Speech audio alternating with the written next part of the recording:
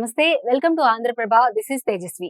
ఆంధ్రప్రదేశ్ రాష్ట్ర ముఖ్యమంత్రి వర్యులు నారా చంద్రబాబు నాయుడిని రాష్ట్ర హోం మినిస్టర్ అనితా వంగలపూడి అమరావతి సచివాలయంలో మర్యాదపూర్వకంగా కలిశారు.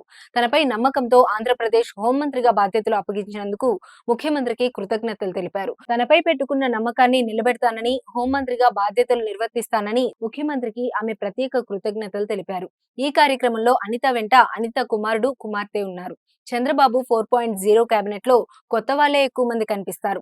సీఎం చంద్రబాబును మంత్రి పదవులు దక్కని సీనియర్లు కలిశారు.